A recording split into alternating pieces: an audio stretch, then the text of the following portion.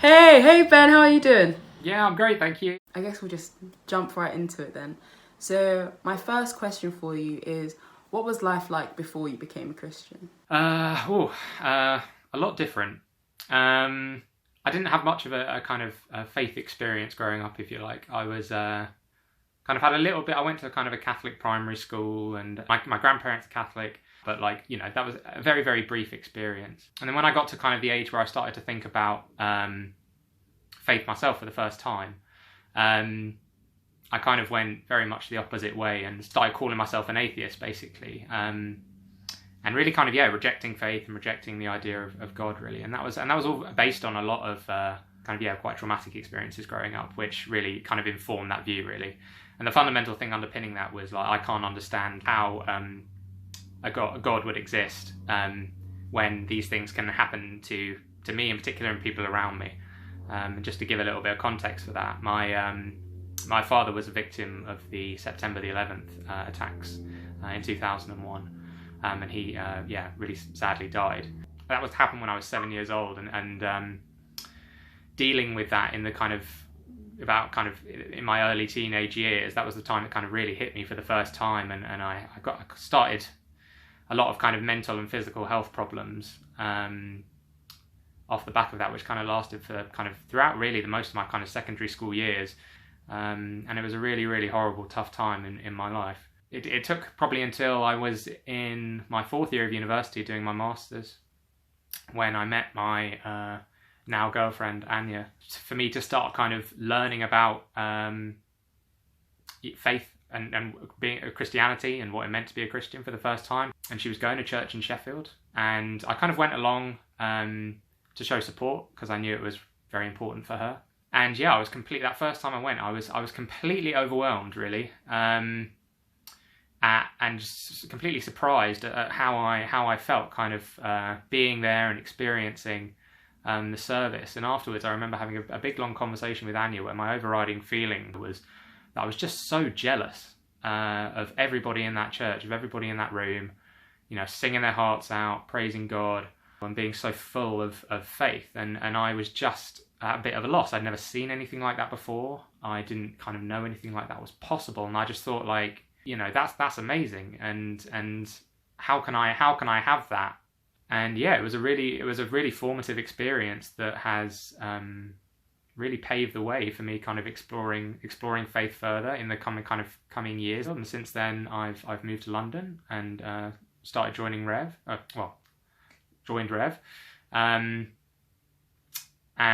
come to faith through my interactions with people and experiences at Rev, and it's been an incredible journey, honestly. Awesome. That's really cool. So, I guess my next question for you is why did you become a Christian? What happened in those moments? What happened in that period to bring you up to faith? A lot. A lot happened.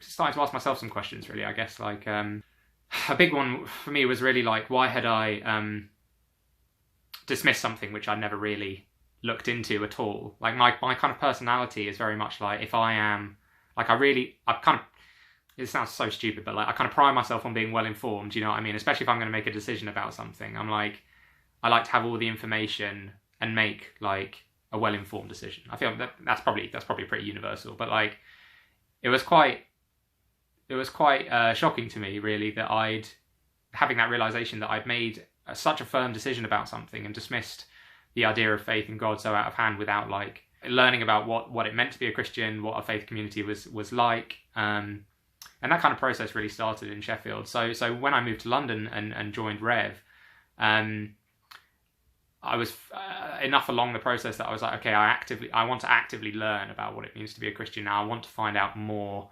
I want to invest in some relationships with Christians to find out about their faiths and see if I can get to a point where I can talk about my reservations with people and kind of see what they have to say on why wasn't currently a Christian, why I didn't believe in God, really, because I very much set these barriers up for myself, which were like,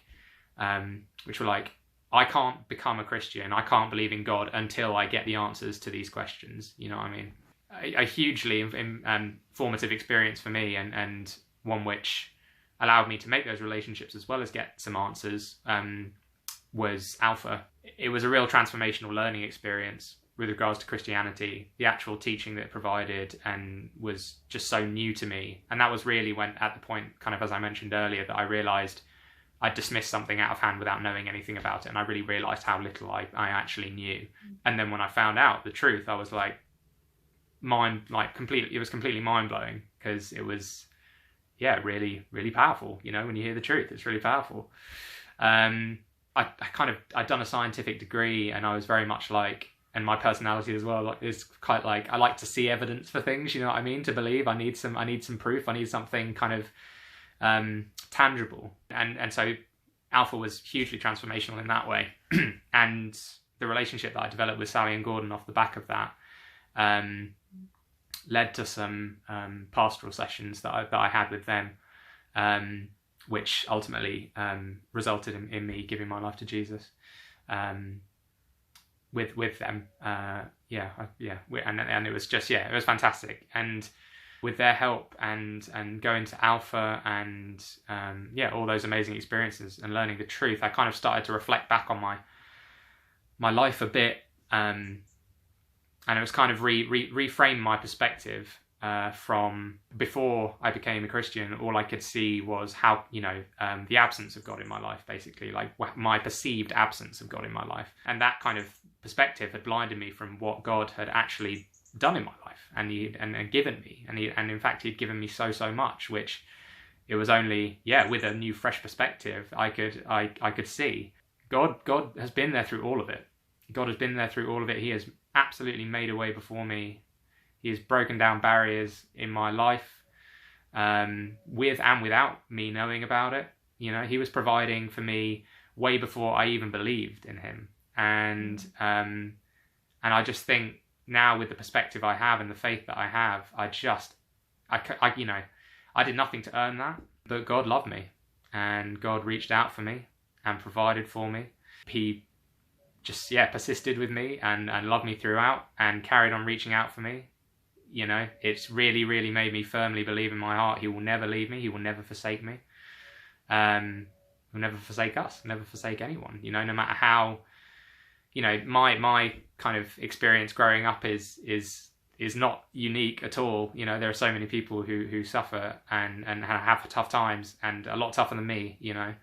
But I feel so blessed to be loved by him. So cool.